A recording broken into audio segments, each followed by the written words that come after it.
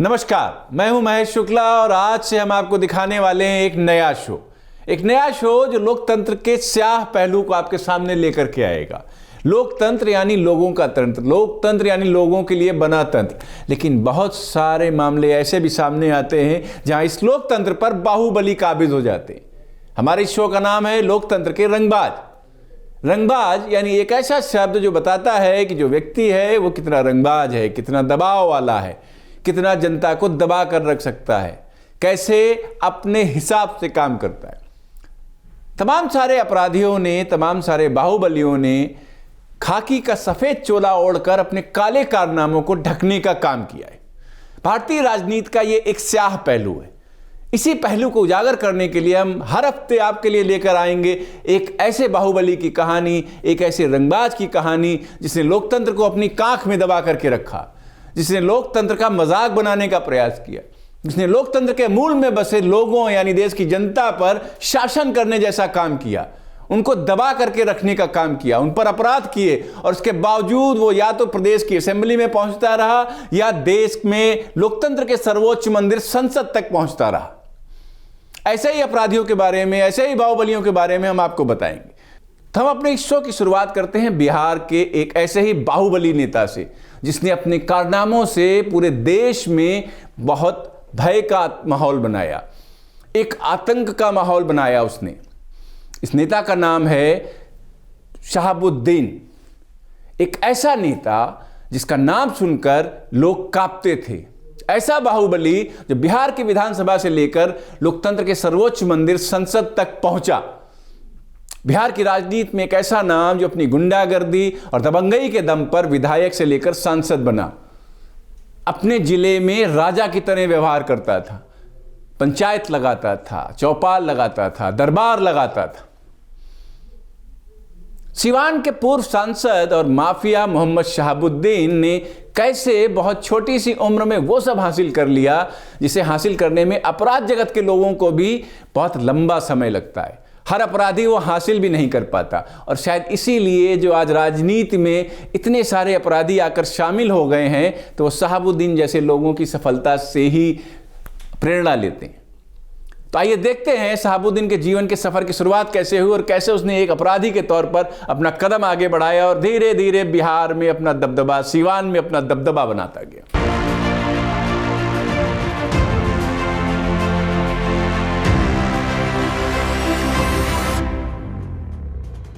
80 के दशक में बिहार का सिवान जिला उसी वक्त एक लड़का अपनी जगह बना रहा था। नाम शहाबुद्दीन, जो कम्युनिस्ट और बीजेपी कार्यकर्ताओं के साथ खूनी मारपीट के चलते चर्चित हुआ था। इतना कि शाबू AK-47 नाम ही पड़ गया। 1986 में हुसैनगंज थाने में शहाबुद्दीन पर पहली FIR दर्ज हुई थी।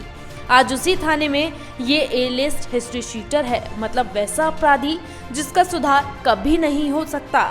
आज के समय में बिहार में ऐसा कोई नहीं जो शहाबुद्दीन को ना जानता हो। शहाबुद्दीन का जन्म 10 मई 1967 की सिवान जिले के प्रतापपुर में हुआ था। शहाबुद्दीन ने अपनी शिक्षा बिहार से ही पूरी की थी। राजनीति में MA और PhD करने वाले शहाबुद्दीन ने हिना साहब से शादी की थी। उनका एक बेटा और 2 बेटी हैं। शहाबुद्दीन ने कॉलेज से ही अपराध और राजनीतिक की दुनिया में कदम रखा था। किसी फिल्मी किरदार से दिखने वाले मोहम्मद शहाबुद्दीन की कहानी भी फिल्मी सी ही लगती है। उन्होंने कुछ ही सालों में अपराध और राजनीति में काफी नाम कमाया। 80 के दशक में शहाबुद्दीन का नाम पहली बार आपराधिक मामले में सामने आया था। 1986 में उनके खिलाफ पहला आपराधिक मुकदमा दर्ज हुआ था। इसके बाद उनके नाम एक के बाद एक कई आपराधिक मुकदमे लिखे गए। शहाबुद्दीन के बढ़ते हौसलों को देखकर पुलिस ने सिवान के हुसैनगंज थाने में शहाबुद्दीन की हिस्ट्री शीट खोल दी। ए श्रेणी का हिस्ट्री शीटर घोषित कर दिया गया। छोटी उम्र में ही अपराध की दुनिया में शहाबुद्दीन जाना माना नाम बन गया। शहाबुद्दीन की ताकत बढ़ती जा रही थी। Bureau report, parliamentary business.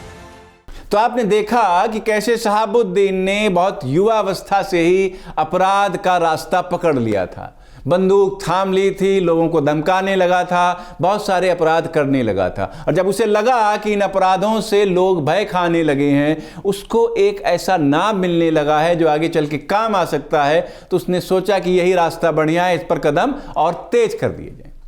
दरअसल कोई भी अपराधी बिना राजनीतिक संरक्षण के ज्यादा दिन तक पुलिस से बच नहीं सकता।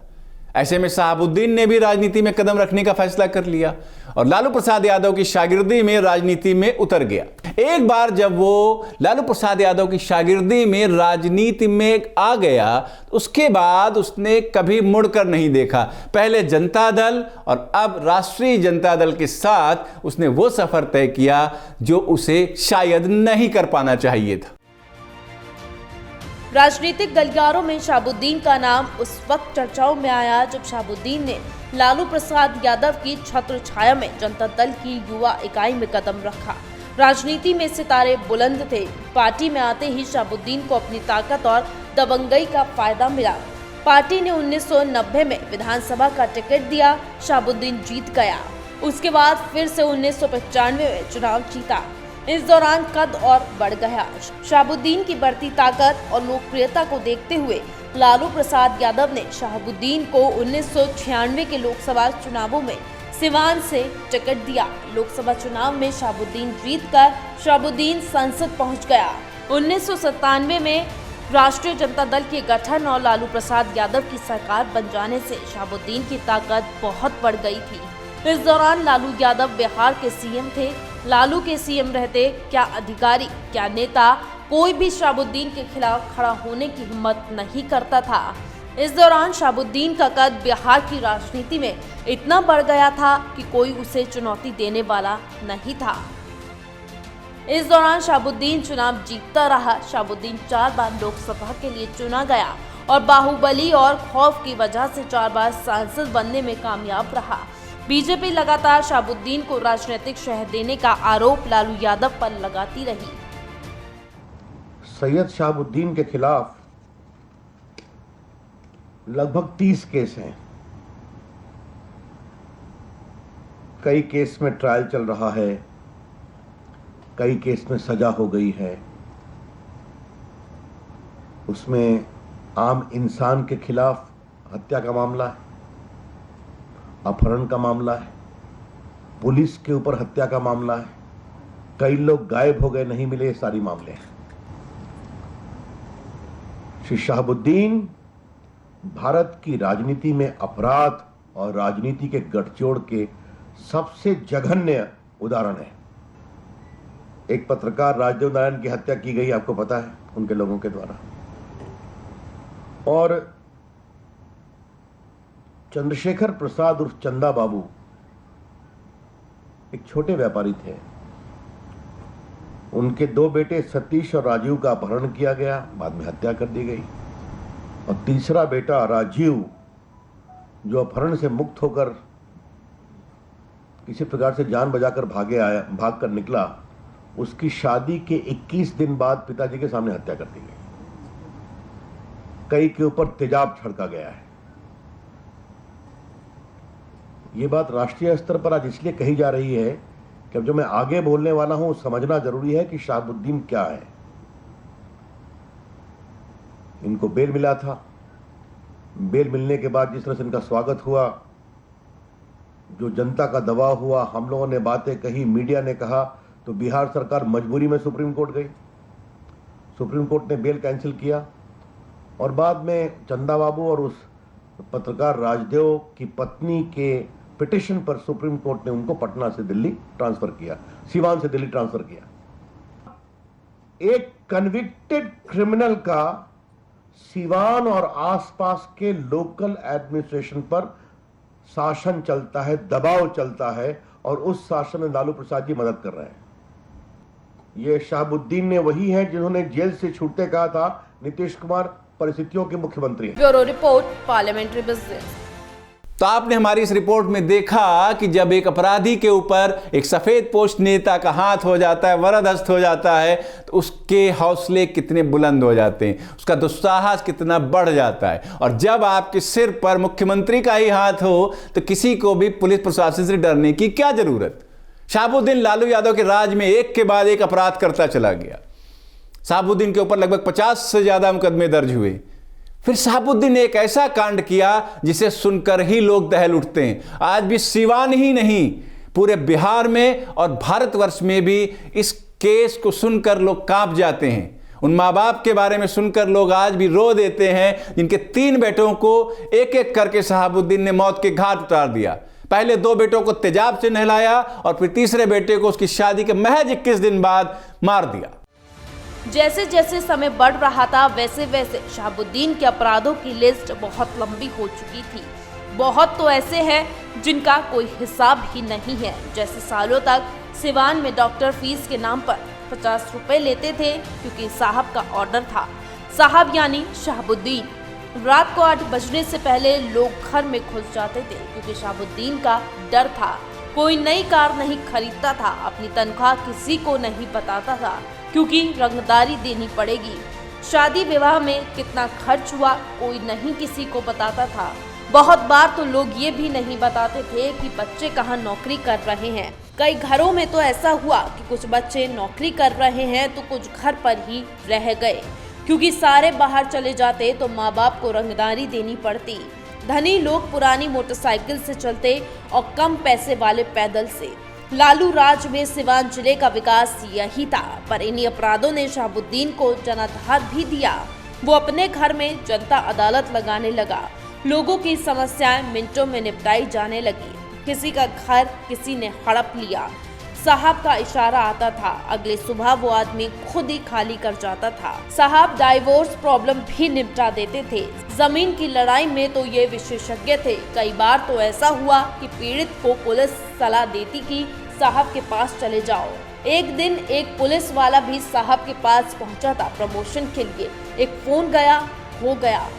एक समय राजद के पूर्व सांसद मोहम्मद शहाबुद्दीन अपने समर्थकों और विरोधियों के बीच रॉबिन हुड के रूप में जाना जाता था। तब सिवान में कानून का राज नहीं बल्कि शहाबुद्दीन का शासन चलता था। 15 मार्च 2001 में ही पुलिस जब राजद के एक नेता के खिलाफ एक वारंट पर गिरफ्तारी करने पहुंची तो शहाबुद्दीन ने गिरफ्तार करने आए अधिकारी को ही थप्पड़ मार दिया था। उनके सहयोगियों ने पुलिस वालों की जमकर पिटाई कर दी थी। इसके बाद बिहार पुलिस शहाबुद्दीन पर कार्रवाई की कोशिश में उनके प्रतापपुर वाले घर पर छापेमारी की, लेकिन अंजाम बेहद ही दुखद रहा था। शहाबुद्दीन समर्थक और पुलिस के बीच करीब 3 घंटे तक दोनों तरफ से हुई गोलीबारी में 8 ग्रामीण मारे गए थे, जिसमें 2 पुलिस वाले भी मारे गए। पर शहाबुद्दीन पुलिस की 3 गाड़ियां फूंककर नेपाल भाग गया था। उसके भागने के लिए उसके आदमियों ने पुलिस पर हजारों राउंड फायर कर घेराबंदी कर दी थी। इसके बाद पुलिस को खाली हाथ बेरंग लौटना पड़ा था। तभी से शहाबुद्दीन की गिनती सिवान की नहीं बल्कि प्रदेश और देश स्तर पर भी एक राजनेता से इतर बाहुबली के रूप में होने लगी। हालांकि इस संगीन वारदात के बाद भी शहाबुद्दीन के खिलाफ कोई मजबूत केस नहीं बनाया गया था। इसकी हिम्मत इतनी बढ़ गई कि पुलिस और सरकारी कर्मचारियों पर इसने हाथ उठाना शुरू कर दिया। 1999 में कम्युनिस्ट पार्टी के कार्यकर्ता को किडनैप कर लिया था। आरोप सीधा सीधा लगा शहाबुद्दीन पर। उस कार्यकर्ता का फिर कुछ भी नहीं पता नहीं चला। इसी मामले में 2003 में शहाबुद्दीन को जेल जाना पड़ा और इसने ऐसा जुगाड़ किया कि जेल के नाम पर यह हॉस्पिटल में रहता था। वही पंचायत लगाता, इसके आदमी गन लेकर खड़े रहते। पुलिस से लेकर हर व्यवसाय का आदमी इससे मदद मांगने आता। एक आदमी तो इसके लिए गिफ्ट में बंदूक लेकर आया था और यह हॉस्पिटल कानूनी तौर पर जेल था। इसके जेल जाने के 8 महीने बाद 2004 में लोकसभा चुनाव था, पर अपराधी को चुनाव प्रचार करने की जरूरत ही नहीं पड़ी। चुनाव आराम से जीत गया। ओम प्रकाश यादव इसके खिलाफ खड़े हुए थे, वोट भी लाए। चुनाव खत्म होने के बाद उनके 8 कार्यकर्ताओं का खून हो गया। Bureau report, parliamentary business. तो आपने देखा कि कैसे शहाबुद्दीन के हौसले दिन ब दिन बुलंद हो रहे थे, कैसे वो अपने दुस्साहस को बढ़ाता चला जा रहा था। खुद को एक राजा, जहांपना, एक सम्राट की तरह देखने लगा था। हथियारबंद लोग उसके आसपास घूमते थे। उसे किसी का खौफ नहीं रह गया था, क्योंकि उसके प्रदेश में, बिहार में एक खास दल की सत्ता चल रही थी और उस दल के मुखिया का उसके ऊपर हाथ था। वरदहस्त प्राप्त था उसे उस मुखिया का। और जब एक अपराधी को किसी नेता का, किसी बड़े नेता का साथ मिल जाता है तो ऐसा ही होता है। राजनीति पर ऐसे ही दाग लगते हैं। हालांकि ये दाग कोई देख नहीं रहा था। एक बार उसने जो सफ़ेद कुर्ता पहन लिया था तो उसके सारे काले कारनामे उस सफ़ेद कुर्ते के भीतर छिप गए थे। बिहार में सत्ता बदली तो उसके बाद फिर शहाबुद्दीन के लिए मुश्किलें भी पैदा हुई। हालांकि ये शहाबुद्दीन के काले कारनामों को सजा देने जैसी कोई बात हो, ऐसा नहीं लगता। सिर्फ राजनीतिक दृष्टिकोण बदला, राजनीतिक प्रतिद्वंदिता थी। बिहार में ऐसे व्यक्ति की सत्ता आ गई जो कि पहले वाली सत्ता से उलट विचारधारा रखता था, उसका राजनीतिक प्रतिद्वंदी था। तो जाहिर सी बात है कि पहले वाले मुख्यमंत्री, पहले वाली पार्टी के मुखिया के खासम खास लोगों पर कार्रवाई होनी ही थी। शहाबुद्दीन को भी जेल जाना पड़ा। सत्ता के इस परिवर्तन के बाद उसे पहली बार शायद अपनी ताकत में कमजोरी का एहसास हुआ होगा। हालांकि उसने इसे जाहिर नहीं होने दिया। 13 साल जेल में रहने के बाद 2016 में शहाबुद्दीन को हाईकोर्ट से जमानत मिल गई। जैसे ही शहाबुद्दीन को जमानत मिली, उसके समर्थकों का जोश देखने लायक था। अब आप यहां से समझ सकते हैं कि जब एक अपराधी राजनीति में आता है तो कैसे वो एक समर्थकों का बड़ा गैंग तैयार कर लेता है। इस समर्थकों के गैंग में भी बहुत सारे अपराधी प्रवृत्ति के लोग होते हैं। उनके लिए वो अपराधी नेता दरअसल एक गॉडफादर की तरह होता है। वे उसे बाहर देखना चाहते हैं, वे उसकी छत्रछाया में स्वयं अपराध करना चाहते हैं, उस गॉडफादर के लिए कमाई करना चाहते हैं और उसी बहाने अपने लिए भी कुछ कमाना चाहते हैं। तो ऐसे ही समर्थकों की भारी भीड़ शहाबुद्दीन को जमानत के बाद लेने पहुंची। मीडिया खबरों की माने तो करीब 500 गाड़ियों का काफिला था उस बिहार के हाईवे पर। एक अपराधी जिस पर लोगों को मारने, लोगों के अपहरण करने, उन्हें तेजाब से नहलाने के ना जाने कितने मुकदमे, इसके अलावा डॉक्टरों को मजबूर करने कि वे इतनी ही फीस लेंगे, लोगों को 8 बजे के बाद घर से बाहर न निकलने देने का आदेश और तमाम सारे और ऐसे ही तुगलकी फरमान जारी करने वाले व्यक्ति को लेने 500 गाड़ियां, ऐसे व्यक्ति को, ऐसे अपराधी को लेने 500 गाड़ियां। तो ये दिखाता है कि हमारे देश में अगर एक अपराधी सफ़ेद चोला ओढ़ ले तो उसके सारे पाप धुल जाते। बिहार सरकार भी शहाबुद्दीन की जमानत के मामले में निशाने पर आ गई। उस वक्त बीजेपी से तत्कालीन सरकार का 36 का आंकड़ा था, तो बीजेपी ने भी उस पर निशाना साध दिया। साल 2004 में बिहार के सिवान में एक ऐसा कांड हुआ जिसे लोग आज भी नहीं भूले हैं, जिसे सुनकर आज भी लोगों के रोंगटे खड़े हो जाते हैं। वो कांड था सिवान का तेजाब कांड। इस कांड में एक व्यवसायी के बेटे को कुछ बदमाशों ने अगवा कर लिया था। उन पर तेजाब फेंका गया था और फिर उन्हें काटकर बोरे में भरकर फेंक दिया था। इसी कांड के बाद बाहुबली माफिया और पूर्व सांसद शहाबुद्दीन का नाम एक बार फिर सुर्खियों में आ गया था।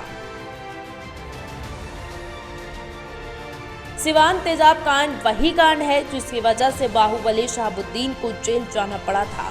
2004 में तेजाब कांड के नाम से मशहूर सनसनीखेज हत्याकांड में शहाबुद्दीन के खिलाफ आईपीसी की धारा 302 के तहत मामला दर्ज किया गया, पर गिरफ्तारी नहीं हुई।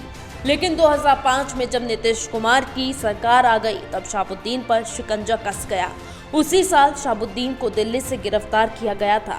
तभी से शहाबुद्दीन को कड़ी निगरानी के बीच जेल में रखा गया। शहाबुद्दीन को निचली अदालत ने इस बीच कई मामलों में सजा सुनाई। उनके खिलाफ हत्या और अपहरण के मामले में 38 में शहाबुद्दीन की जमानत मिल चुकी थी।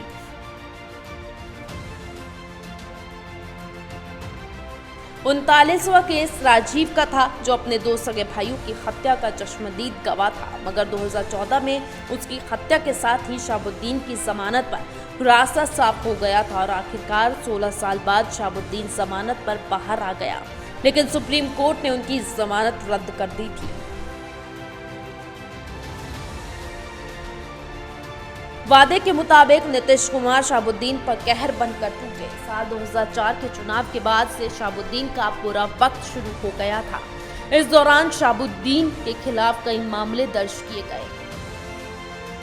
राजनीतिक रंजिश भी बढ़ रही थी। नवंबर 2005 में बिहार पुलिस की एक विशेष टीम ने दिल्ली में शहाबुद्दीन को उस वक्त दोबारा गिरफ्तार कर लिया था जब वो संसद सत्र में भागीदारी करने के लिए यहां आए हुए थे। दरअसल उससे पहले ही सिवान के प्रतापपुर में एक पुलिस छापे के दौरान उनके पैतृक घर से कई अवैध अत्याधुनिक हथियार, सेना के नाइट विजन डिवाइस और पाकिस्तानी सशस्त्र फैक्ट्रियों में बने हथियार बरामद हुए थे। हत्या, अपहरण, बमबारी, अवैध हथियार रखने और जबरन वसूली करने के दर्जनों मामले शहाबुद्दीन पर हैं। अदालत ने शहाबुद्दीन को उम्र कैद की सजा सुना दी थी। अदालत ने 2009 में शहाबुद्दीन के चुनाव लड़ने पर रोक लगा दी। उस वक्त लोकसभा चुनाव में शहाबुद्दीन की पत्नी हिना साहब ने पर्चा भरा था, लेकिन वो चुनाव हार गए। Bureau report, parliamentary business. Shahabuddin अब सिर्फ एक अपराधी नहीं रह गया था। शहाबुद्दीन एक राजनीतिक हस्ती बन चुका था, सांसद था। तो जैसे ही हाईकोर्ट से शहाबुद्दीन को जमानत मिली, वैसे ही सियासी पारा भी चढ़ गया। नीतीश सरकार पर जमानत का विरोध सही ढंग से नहीं करने का आरोप लगा।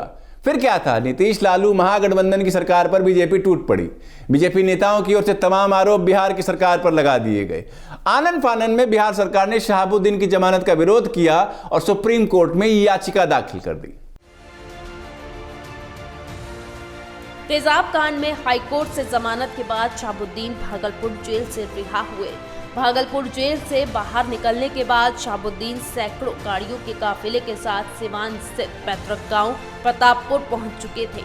इसके पहले जगह जगह समर्थकों ने उनका जोरदार स्वागत किया। शहाबुद्दीन समर्थकों ने माला पहनाकर उनका स्वागत किया। सिवान में समर्थकों में उनकी एक झलक पाने की बेताबी दिखी। उनके पैतृक गांव प्रतापपुर में भी जश्न का माहौल था। वहां दिन में ही उनके स्वागत की तैयारी शुरू हो गई थी। 13 साल जेल में बिताने के बाद जमानत पर जेल से रिहा होने के बाद शहाबुद्दीन काफी खुश नजर आए और जेल से बाहर आने के बाद उन्होंने कहा कि नीतीश कुमार परिस्थितियों के नेता है, लेकिन लालू यादव ही हमारे नेता हैं। जेल से बाहर आने के बाद शहाबुद्दीन ने मीडिया के प्रश्नों का जवाब देते हुए कहा कि कोई मुझसे क्यों डरेगा, मैं कोई डरावनी चीज तो हूँ नहीं। ये सब कहना गलत है कि लोग मुझसे डरे हुए हैं। मुझे आतंक का पर्याय कहना गलत है। मैं 13 साल बाद अपने घर जा रहा हूँ। पिछले 10 साल से मैंने कभी किसी से मुलाकात नहीं की और ना ही कोई पब्लिक मीटिंग की। पत्रकार राजदेव रंजन हत्याकांड मामले में पूछे जाने पर शहाबुद्दीन ने कहा, ये मामला किसी इलेक्ट्रॉनिक मीडिया से आया था, वही लोग बताएंगे या सीबीआई बताएगी। उन्होंने कहा कि कौन कहता है सिवान में लोग डरे हुए हैं। सिवान की 22 लाख जनता में अगर 10 लोग बेवजह डरे हुए हैं तो मैं क्या कर सकता हूँ। कोई मेरी वजह से डरा हुआ है, ये बात मुझे नहीं पता। सिवान के लोग खुश हैं। सुशील मोदी के बारे में पूछने पर उन्होंने कहा कि मैं उन्हें गंभीरता से नहीं लेता। शहाबुद्दीन ने न्यायालय पर विश्वास जताया और कहा कि मुझे न्याय मिलेगा, इस पर पूरा भरोसा था। लंबे अंतराल के बाद जेल के बाहर की हवा और परिवार के पास जाने की खुशी। सभी जानते हैं फंसाया गया है, तो इसमें हमें कौन समझता। 11 साल तक नीतीश कुमार ने नहीं, कोर्ट से करे, कोर्ट ने जमानत दिया, कोर्ट से रहे। अब किसी व्यक्ति को हम क्यों इसमें घसीटने जाए। सुशील मोदी को गंभीरता से नहीं लेना चाहिए। हम तो नहीं लेते, हमको लगता है और पॉलिटिकल लोग भी गंभीरता से कोई नहीं लेता। जेल भेजना, जेल में रखना, इसमें राज से बहुत मतलब नहीं है। इसका मतलब कि लालू जी अपने राज में जेल में गए थे तो खुद जेल में गए थे। कोर्ट की प्रक्रिया है, कोर्ट ने भेजा था, कोर्ट ने रिलीज किया। Now I am free man. Backdoor politics हमने किया ही नहीं है कभी। लालू यादव में दोनों में से कौन बेहतर पॉलिटिशियन आपको नजर आता है? नहीं, हमारा तो पूरा स्टेट जानता है और हमको लगता है जो मुझे देश में जानते हैं, हम किसके साथ हैं, किसके साथ रहेंगे और किसके साथ रहे हैं, उसमें तो कोई कंट्रोवर्सी है ही नहीं। नीतीश कुमार के बारे में क्या ख्याल है? नहीं, परिस्थितियों के मुख्यमंत्री। मुख्यमंत्री नीतीश कुमार ने शहाबुद्दीन के कटाक्ष का जवाब दिया। नीतीश ने कहा कि बिहार की जनता ने उन्हें शासनादेश दिया है। नीतीश ने कहा कि ऐसे लोगों को तवज्जो देकर अपना समय और जगह बर्बाद न करें। नीतीश कुमार ने कहा, मुझे किसी के या सभी के बयानों पर प्रतिक्रिया देने के लिए जनादेश नहीं मिला है। दुनिया को मालूम है कि बिहार की जनता का क्या मैंडेट है। नीतीश ने सवालिया लहजे में आगे कहा, क्या मुझे इसलिए जनादेश मिला है कि मैं किसी की भी बात पर प्रतिक्रिया देता रहूं? कोई कुछ बोल रहा है तो हम इस पर ध्यान क्यों दें? हम तो जनादेश के मुताबिक ही काम करेंगे। वहीं बीजेपी ने कहा कि नीतीश कुमार ने जानबूझकर शहाबुद्दीन के मामले में लालू यादव के दबाव में आकर ढिलाई बरती है।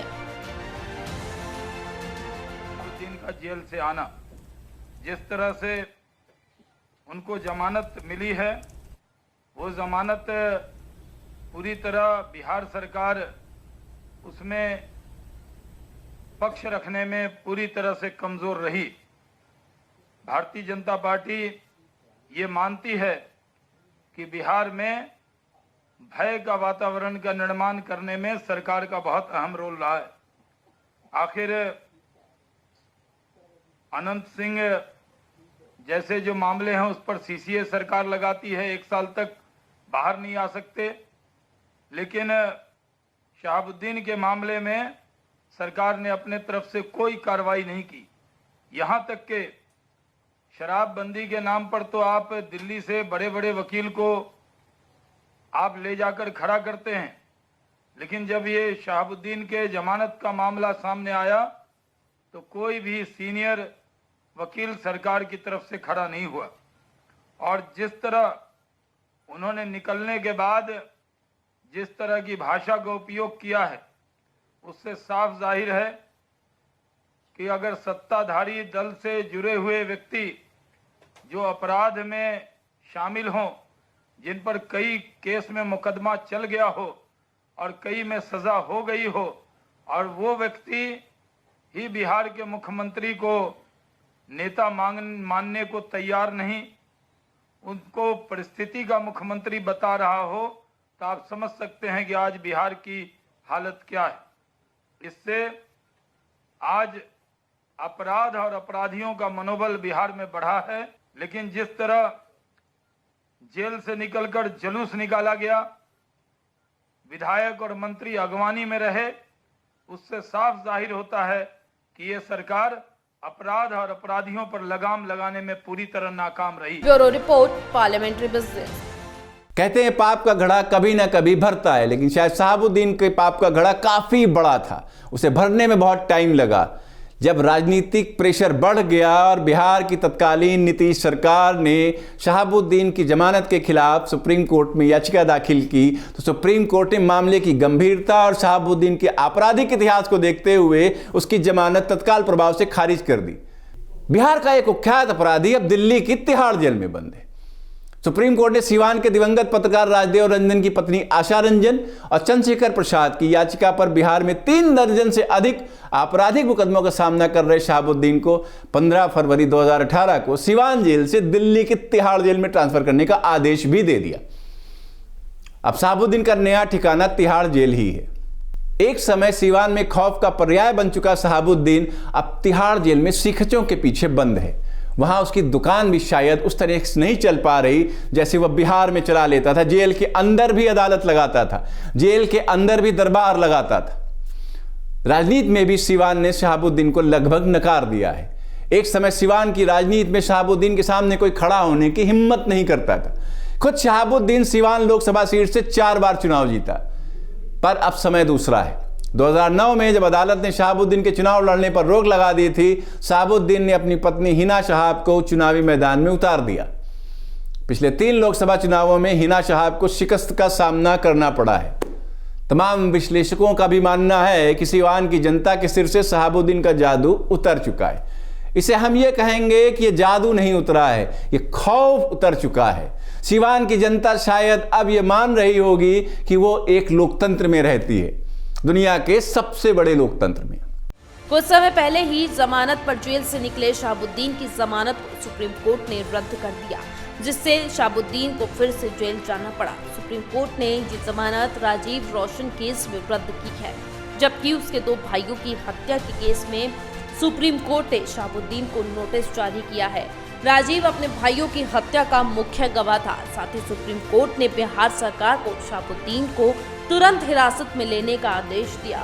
सुप्रीम कोर्ट के आदेश के बाद शहाबुद्दीन ने सीवान की अदालत में आत्मसमर्पण कर दिया, जिसके बाद उन्हें मंडल कारा भेज दिया गया। बिहार में मारे गए 3 भाइयों के पिता चंद्रकेश्वर प्रसाद उर्फ चंदा बाबू की तरफ से मशहूर वकील प्रशांत भूषण ने शहाबुद्दीन की जमानत के खिलाफ सुप्रीम कोर्ट में याचिका दायर की थी। चांद बाबू ने याचिका में कहा था कि शहाबुद्दीन के जेल से बाहर आने के बाद क्षेत्र में सनसनी और डर का माहौल बन गया है। इससे पहले याचिकाकर्ता ने कोर्ट में कहा था कि पटना हाई कोर्ट का जमानत देने का आदेश कानून का मजाक उड़ाना है, क्योंकि हत्या के केस में अभी तक गवाहों का बयान भी दर्ज नहीं हुए हैं। याचिकाकर्ता ने दलील दी थी कि हाईकोर्ट ने इस तथ्य को भी अनदेखा कर दिया कि शहाबुद्दीन पर सिवान में पत्रकार राजदेव रंजन की हत्या का भी आरोप है। हालांकि मामले की सुनवाई के दौरान सुप्रीम कोर्ट ने राज्य सरकार की कई बार खिंचाई की थी और पूछा था कि जब उन्हें जमानत मिली थी तब क्या आप सो रहे थे। Bureau report, parliamentary business. क्या शहाबुद्दीन के मामले से लालू यादव कोई सबक लेंगे या नीतीश कुमार कोई सबक लेंगे या कोई और पॉलिटिकल पार्टी, कोई भी पॉलिटिकल पार्टी अपराधियों को संरक्षण देने, उनके साथ गठजोड़ रखने, उन्हें अपने दल में शामिल करने में दूध की धुली नहीं है। तमाम सारी रिपोर्ट्स हमारे सामने हैं। आज की संसद में भी, चाहे वो लोकसभा हो चाहे वो राज्यसभा, तमाम ऐसे सांसद हैं जिन पर बड़ी संख्या में आपराधिक मामले दर्ज हैं और ये केवल राजनीतिक प्रतिद्वंद्विता के तहत दर्ज कराए गए मामले नहीं हैं, तमाम बहुत गंभीर श्रेणी के मामले दर्ज हैं। बिहार की ही बात करें तो वहां पर लालू के बेटे तेजस्वी यादव ने राष्ट्रीय जनता दल की पहली लिस्ट में ऐसे 2 प्रत्याशियों को टिकट दे दिया जिनके पति रेप के आरोप में जेल की सजा काट रहे हैं या फिर फरार हैं। रेप, वो भी नाबालिगों के साथ। ऐसे गंभीर अपराधों को, ऐसे गंभीर अपराधियों को आखिर ये राजनीतिक गंभीरता से क्यों नहीं लेते, ये एक बड़ा सवाल है। तो ये था हमारा लोकतंत्र के रंगबाज का पहला एपिसोड। आपको कैसा लगा हमें कमेंट सेक्शन में जरूर बताइएगा। हम फिर हाजिर होंगे आपके लिए लेकर एक और बाहुबली की कहानी। तब तक आप देखते रहिए पार्लियामेंट्री बिजनेस।